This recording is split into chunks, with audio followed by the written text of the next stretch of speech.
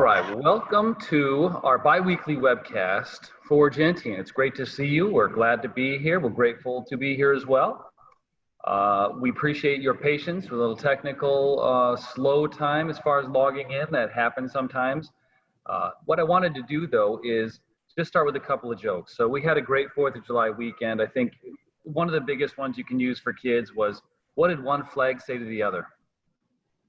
Nothing, it just waved.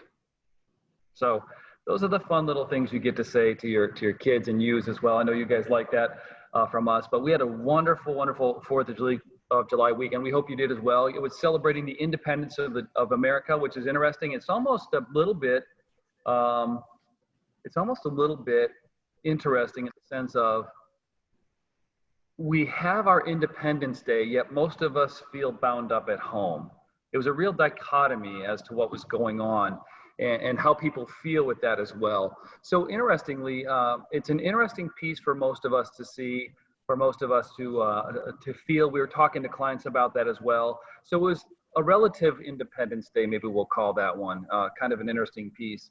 A couple of things we'll do in housekeeping here is we hope you had a great 4th, as we said, but the July newsletter was sent out last week, and it looks like this. I enjoyed that. My mother sent out a piece right away on it. But there's a bunch of great pieces in here as well. You'll see some different COVID charts. We're going to be sending one out just after this as well. So you'll see that piece too. But if you didn't have a chance to look at the July newsletter, look it up in your emails where it's buried, or we can send you another copy. Just reach out to us.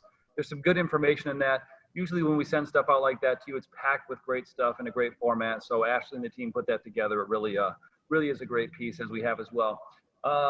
There's a mask chart that Peter sent out in an email, which I think you'll see we can talk a little bit about, but it shows the chance of basically if you wear a mask, if you have COVID, your chances of really performing that or actually passing that on to somebody else is very, very small. However, if the person who has COVID is not wearing a mask and you are, it can be up to 70% chance. So it's a massive difference if people are all wearing masks, and some states have actually mandated that piece as well. Another interesting piece is that 2019 taxes are going to be filed July 15th. So that's something we're going to talk of here. Very, very important piece to see. That's next week, Wednesday.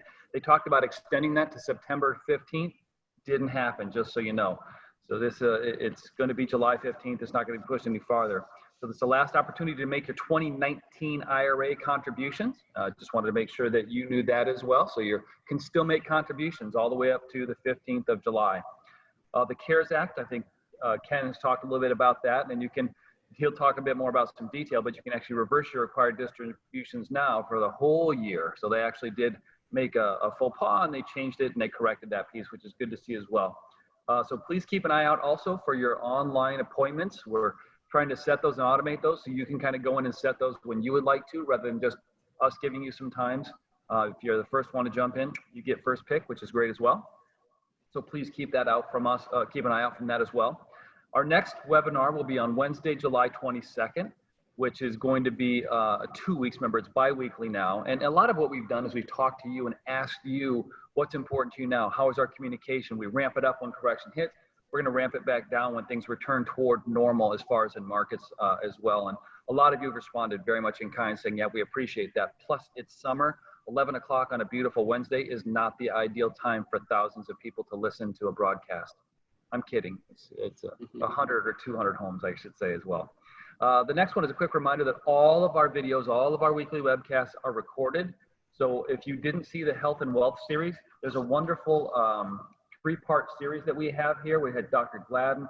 So we had essentially a health optimization, a mental optimization, and then a dietitian on there.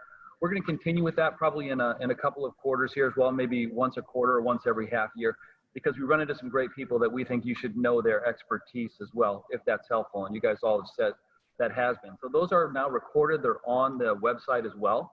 So just wanted to make sure you guys knew that piece. One question we were asked is, how long should I keep paper documents? And it's a great question. Remember, you have access online to all the documents you may need since you've been at Raymond James here. So if you ever need a document, you've thrown it away, you couldn't find it, and it came from us originally, we have it here for you. So I guess how long should you keep paper documents? Just so you know, I only get one paper document a year, and that's the 1099, which I give to an accountant. And I'm even considering just doing that PDF-wise online, so I can just keep it all electronic. So that was one thing we had as well. It's really been an interesting time here as this COVID has kind of gathered on a little farther, and it's really kind of long in the tooth. You're hearing now about hotspots being in the South, which seem to have very few cases, if any, in the beginning. So it's interesting to watch the reaction of Americans. Again, you're seeing some people very angry just about wearing a mask or having to wear a mask, let alone all the other issues going on. Very much a VUCA time, volatile, uncertain, changing, and ambiguous. It's really been a very interesting time, and hopefully out of the ashes of all this rises a better, greater new normal. What I wrote about in the newsletter is a new normal. Welcome to the new normal. It's not going back. I think a lot of us wish it would go back to the good old days. But the good old days, as you look at them, it's almost like this. Decades and decades go on without much change. Then all of a sudden, in a radical 1 or 2 or 3 months, decades of change occur in those 2 or 3 months. For instance, right now, we are in the midst of a renaissance in technology, a really incredible upswing, an exponential growth in technology. And what country seems to be leading the way with that? Many of the biggest ones are coming from the United States right now. So you're seeing a massive move from paper or whatever to online, and you're seeing that happening right before our eyes, and they're making decades worth of progress in a very short time. So it's an interesting piece that we see that's going on with that now. But a lot of what we're looking at is we're asking you questions, and it's interesting. I just talked with a client yesterday, and it was about towards or from. So for instance, this person had started in very humble beginnings, and they had some great stories about their parents, and they really never wanted to be like that. They wanted to be away from. They wanted to be away from what had happened and not be like that. There's others who are very much driven by, I want to be towards, I want to be like that, and move towards things. You'll find that as a characteristic of you, you're even driven away from or towards. In some cases, you might be a little bit of both as well when you find out. But it's a really interesting piece as we've seen that questions we may ask you that don't seem financial, but we like to know, are you driven away from corrections?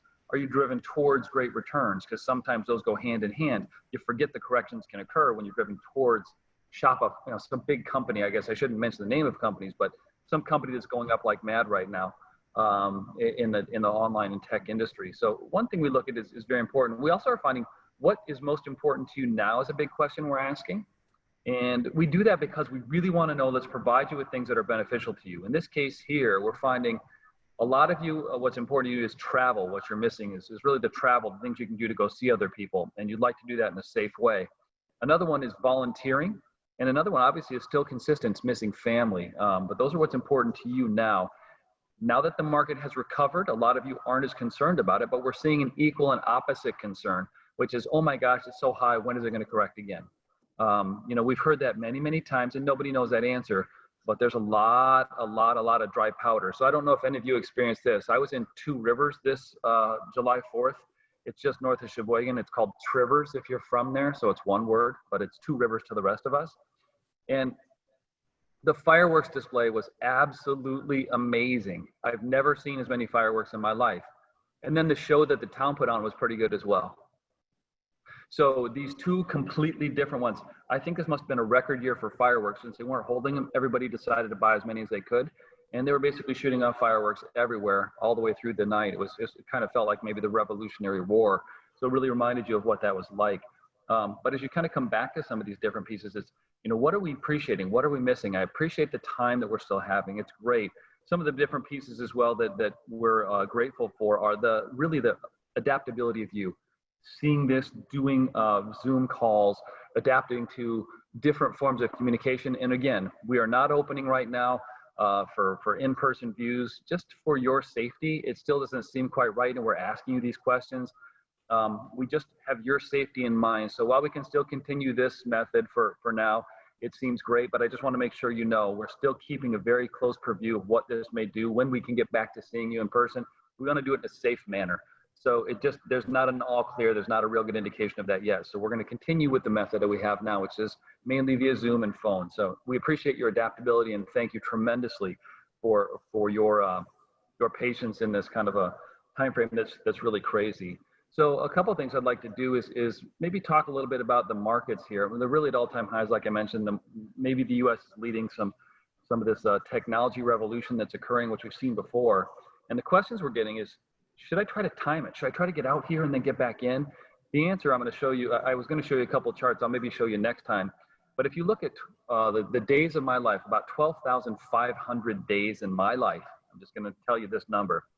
If you miss the best 15 days of those 12,500, you lose almost 60% of your return. They've got a chart that backs it up. We'll maybe send that piece out in correlation, but it's absolutely amazing. Only 15. So it's 15 out of 50 years. Why would you try to time that? So, but that's the question that's happening now. It's so high, I'm going to get out and then get back in when it drops. Well, if it goes up 25% and drops 15%, then you're still behind the eight ball. So still be in the markets over time. And there's about $5 trillion in dry powder out there and cash on the sidelines. And when it comes back, it's going to go somewhere that probably has a dividend and probably has appreciation potentially tied to it. So there's still a lot of ammunition available for that as well. Could it continue to go up or correct? And the answer is yes. It could continue to go up or it could correct. What you know from us is there's no future facts. So when it comes to markets, I usually like to bring over to Zach and let him talk a little bit more about some of the numbers right now. Zach? Yes, absolutely. Thanks, Chris. And given that Q2 just completed, I'll give you guys a ton of numbers today. So if you need to rewatch or if we need to send something to get a better grasp on those, we'll certainly do that. But I'm going to throw quite a few numbers at you. I'll start with the index returns for the year. And then also a question we get is, well, since the market peak in March, where are markets at now? So we'll go over both of those. And also, for those of you that were very quick on the trigger for the newsletter, you would have saw in my fundamental section there was a little error when it came to the number of stocks in the Dow Jones Industrial Average. I was just testing you guys to see if you were paying attention and listening over the years in education. And so if you click on the second one, the correct data is there, but it was just a test. It wasn't actually an error on our part. So. But we'll start with the Dow Jones Industrial Average, and that's comprised of 30 stocks, as you would have seen in the newsletter. Year to date, the Dow Jones is down 8.77%. Since market peak, down about 12.38%. The S&P, the market cap weighted index of the top 500 companies in the world, year to date, only down 2.01%. And since market peak, still down about 7.1%. The NASDAQ, which is more tech heavy, 47% of the NASDAQ of about 2,500 companies is in technology.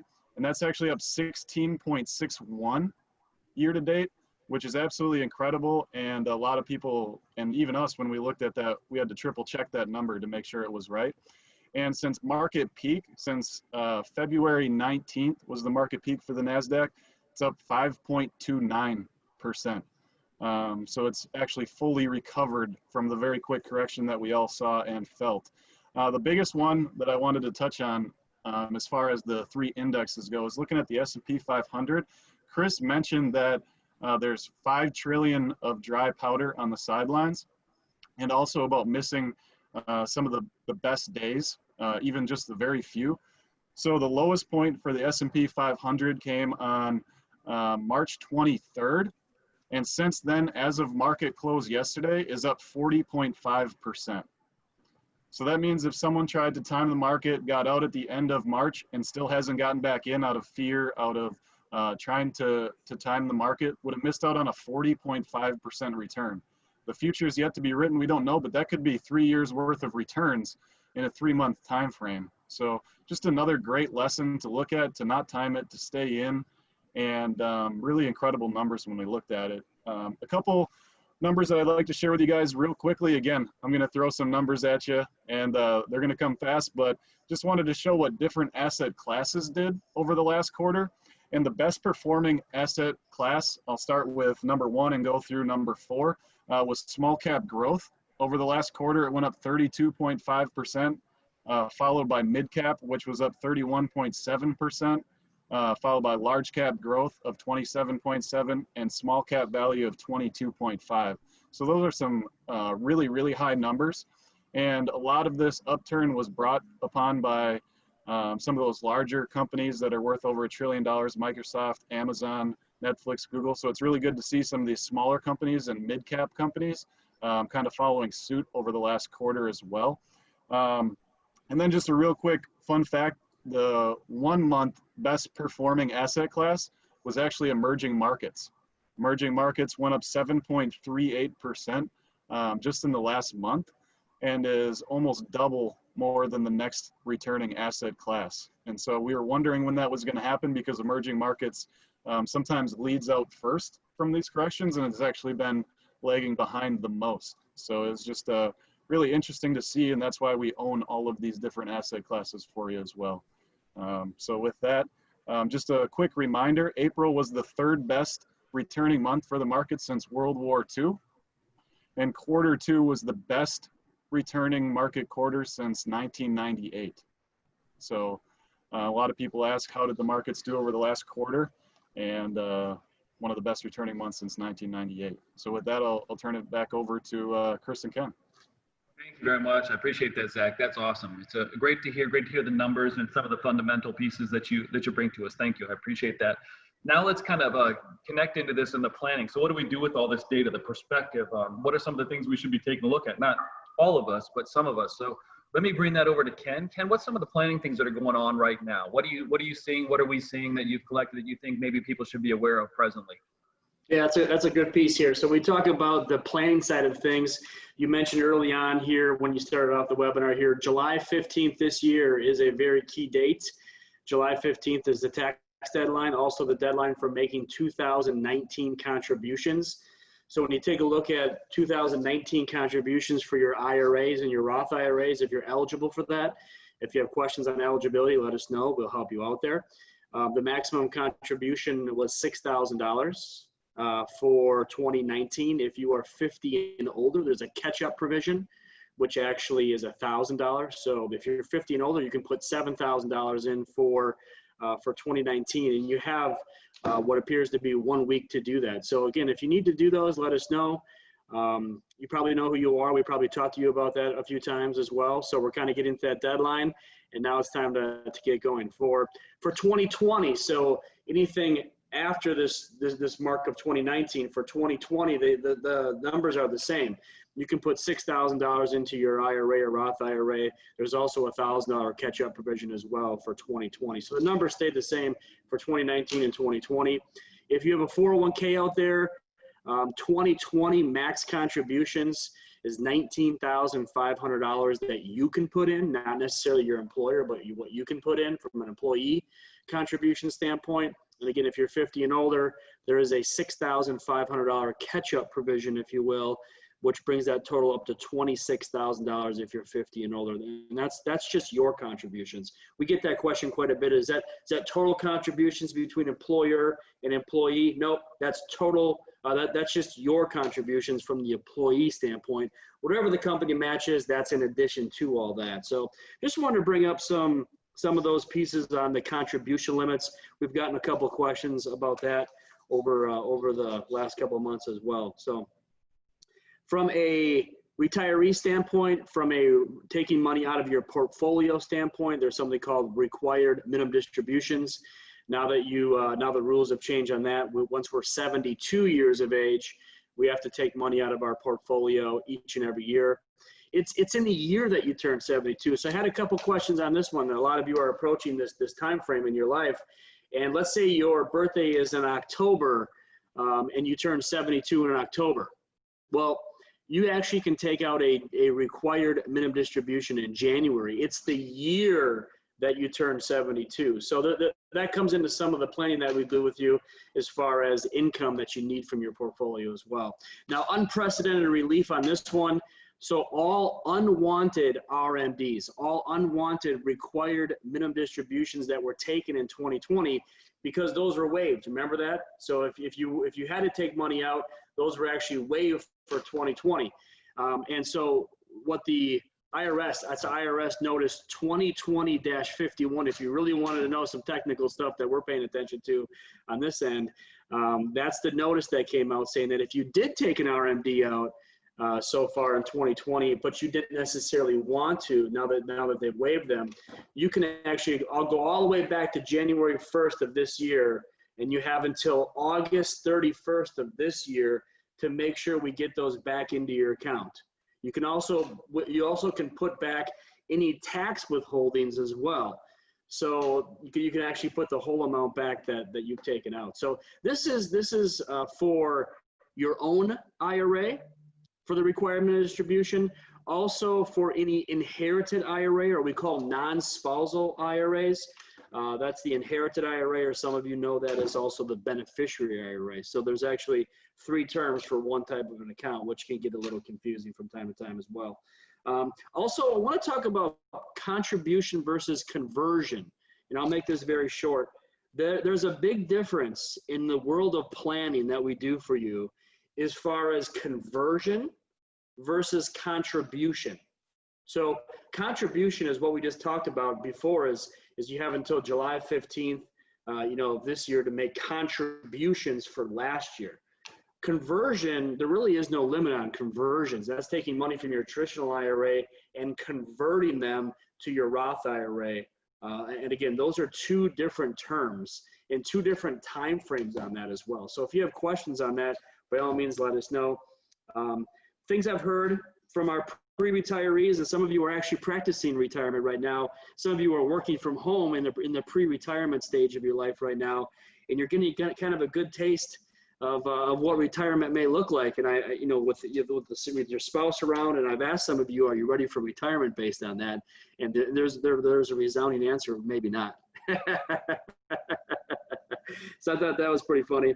Some of our new retirees, I give you a lot of credit. It's a strange time to retire right now. A lot of you had travels planned. A lot of you had family vacations planned. It's just a strange time to be retiring right now. But know in the background, something we do for you, and I'll end on this note, I'll hand it back over to Chris, is we do a lot of scenario planning.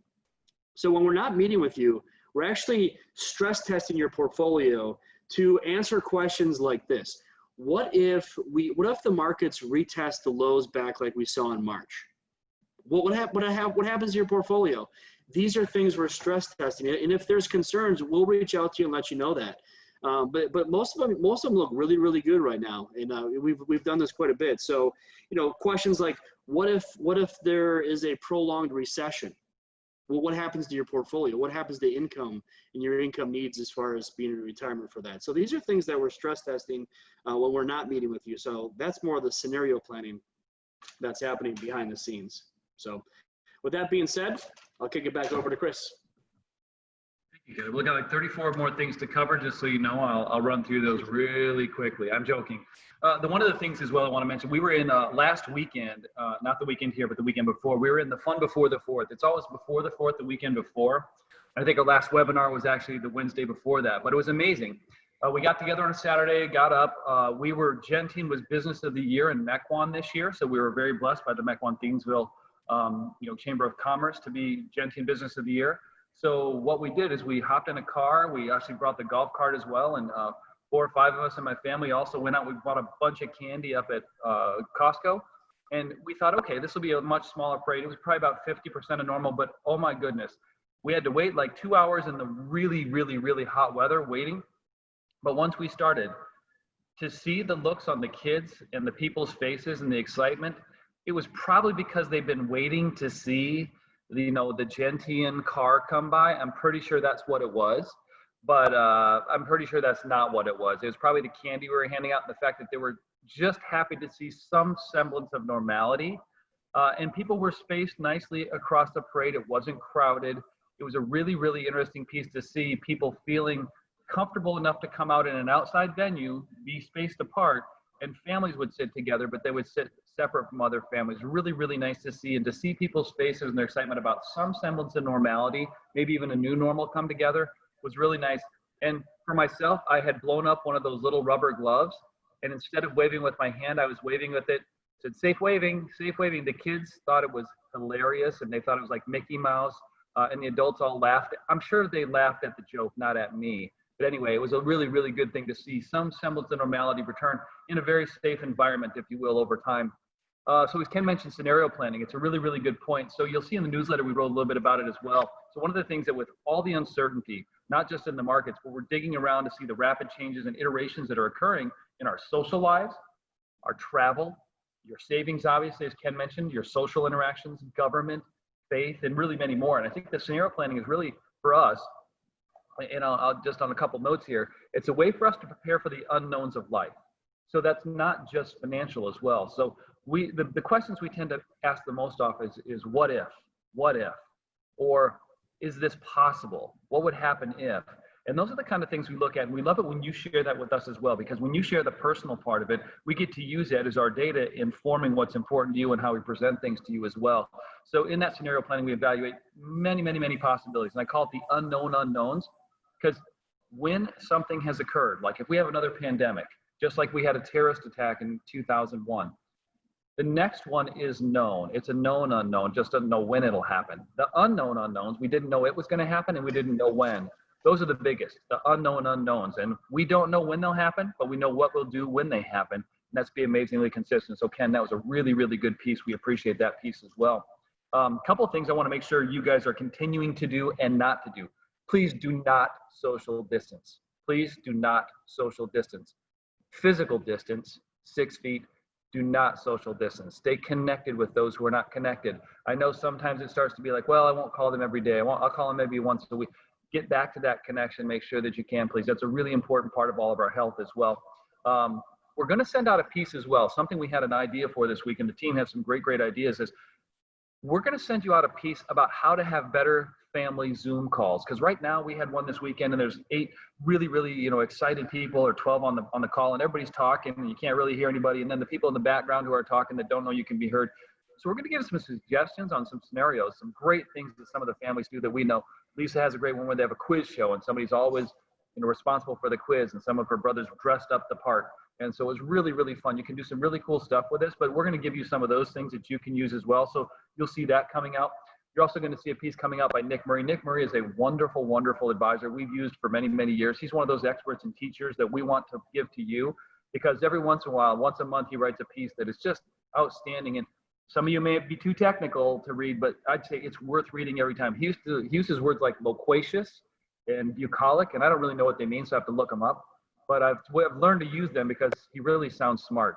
I like to use words like countryside, and I like to use a lot of different words. Those are the two same meanings. So one last thing.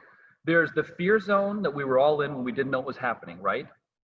After the fear zone comes what we call the learning zone. So it's interesting. All great learning comes from some fear or something that's occurred or something that's happened that's really uncomfortable. The learning zone is still quite uncomfortable, but it's a place where you actually get benefit from it. And then the growth zone is what happens after that. It's a great piece you'll see in the newsletter, but when you look at this, what has happened has to happen for massive growth to occur so we can learn from it and move forward. By the way, I want to give you some hope. There's a book called Land of Hope that I've read recently. It's a phenomenal book, but here's most importantly, America is a land of hope. By the way, with the fast track, 2 companies have been issued a $500 million and about a $1.6 billion stipends or payments from the government, because they believe within the end of this summer or even this fall, there's going to be 2 potential vaccines that will occur. It also may result in us having some vaccines that aren't used, but I want to say there is hope. So what's interesting is people think this is going to last for 2 or 3 years and not really ever, go away.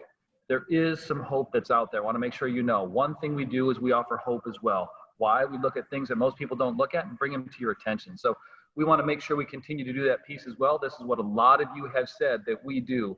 So we didn't know it. It was unbeknownst to us, but over time, as we listen to you, we learn what's more and more and more important. So again, thank you for sharing with us. We think it's unbelievable what you do, but it's really helping us serve you even better as well. We understand money. We understand it's extremely important, right? But it's a resource to supporting all these great things in life. And as we listen closer, we realize more and more and more what those are. Thank you for returning the questionnaires as well. Those are great, because we read them, we look at them, and it just helps us really understand more of who you are. Some of you who don't want to do that, that's fine as well, but it really does help us understand you as well as we go through. So I just wanted to say one more thing as we go. You obviously know that we're very, very serious about what we do here. Any questions you have for us, please let us know. If you need any of the resources we were talking about, please let us know. We'll also do a follow-up to this as well, and anyone on our team can send you the different pieces that we have too. But remember, we're serious about our guidance, and for us, the biggest thing is times like this are often crazy, and we're really committed to you. We want to make sure that your experience with us is truly valuable. We're not in your life too much, but we're there enough for you to feel comfortable that you have a very strong base to operate from in retirement especially. And while wealth management, what we do, getting people through extremely tough times like this is who we are, and we're here to help, just so you know that. So thank you on behalf of the team here at Gentian. Until next week, please stay safe, stay positive, and please stay grateful. Thank you very much.